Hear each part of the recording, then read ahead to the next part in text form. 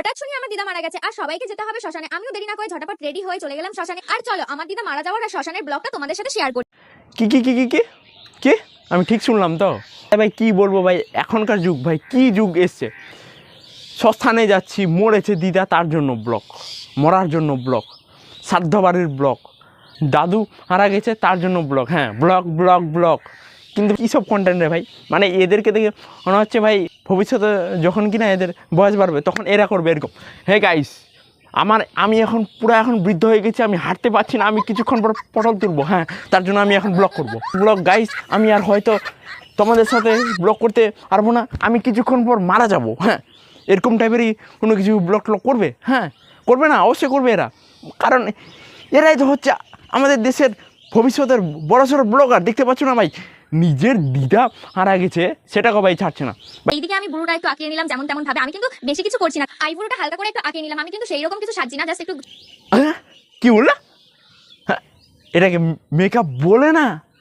তাহলে এগুলা যে এতক্ষণ ধরে যে মাখলো, এগুলা তাহলে কি? হ্যাঁ, মানে এদের জন্য মেকআপ হচ্ছে যখন মুখে 10 কিলো আটা মাখবে তখন হচ্ছে এদের জন্য পারফেক্ট মেকআপ। যখন মুখে 10 কিলো আটা, কানে বড় বড় এত বড় বড় কানের দুল, মুখে লাল করে ঢ্যাস ঢ্যাস করে লিপস্টিক লাল রঙের, হ্যাঁ, তখন হচ্ছে এদের জন্য সাজা। হ্যাঁ, এটাকে তো সাজা বলে না, এটা তো জাস্ট এমনি আটা মাখা বলে, আটা মাখা এটাকে। হ্যাঁ, অল্প বলি, আমি ভাবতেই পারিনি আমার দিদা আমাকে ছেড়ে চলে যাবে। আমার এটা ভেবে খুবই খারাপ লাগছে যে আমার দিদা আমাকে ছেড়ে চলে গেছে এই দুনিয়া ছেড়ে পুরোটা। এটা সত্যি কথা যে দিদাদের সাথে ভাই ছোটোবেলার অনেক কিছু সম্পর্ক ভাই জড়িয়ে থাকে, কিন্তু কোথায় দিদা মারা গেছে শোকে গিয়ে ভাই দিদার আছে ভাই প্রণাম করবে ভাই, শেষ যাত্রা দেখছি একটু প্রণাম করবে, তার পাশে থাকবে।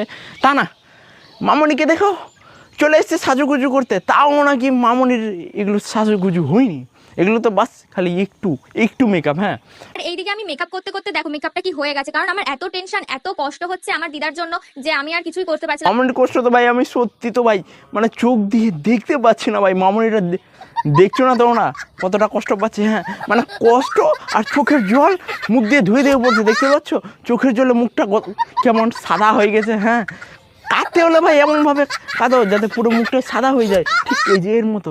তোমরা কি কাঁদো ওগুলো দেখি, শিখো কিছু শিখো, কি দিদা মারা গেলে কিভাবে কাঁদতে হয়। আর এই যে মামনি তোমাকে বলছি, হ্যাঁ, এত যে সাজুগুজু করে যে শ্মশানে যাচ্ছ, শ্মশানের ভূতগুলো যদি তোমার একবার প্রেমে পড়ে তাহলে কি হবে ভেবে দেখেছো? হ্যাঁ, কাপড়টা পরেছে একটা পাথর দেওয়া কি দেওয়া, যাতে লাইট পড়ে আরো চক চক করে, যাতে চক চক করে। হ্যাঁ, যাতে ভূতগুলো দেখে আকৃষ্ট হয়, আর ভূত যখন আকৃষ্ট হবে বুঝবে তখন জ্বালাটা। শ্মশানে গিয়ে ভূতেদের এত সুন্দর যদি লুক দেখাও তোমার, আর ভূতেরা যদি প্রেমে পড়ে তাহলে রাত্রেবেলা এমনভাবে দিবে না পাবে কাউকে বলতে, না পাবে কোনো কিছু করতে। হ্যাঁ, যখন ভূত এসে দিয়ে চলে যাবে। समझ रहे हो ना? তোদেরকে বলছি, হ্যাঁ, ভিডিও দেখছিস, মজা নিচ্ছিস, খুব ভালো লাগছে না? হ্যাঁ, কিন্তু তবু তো একটা লাইক করিস না। হ্যাঁ, লাইকটা ভদ্র মতো দিয়ে যায়। ফেসবুকে তো জীবনে কমেন্ট অপশানটা দেখতে পাস না, ফেসবুকে তো কমেন্ট করবি না। কমেন্ট তো রাস্তাঘাটে করবি, ফেসবুকে এই জন্য করবি রাস্তাঘাটে খালি কমেন্ট করে দেখ এবার, তারপর দেখবি।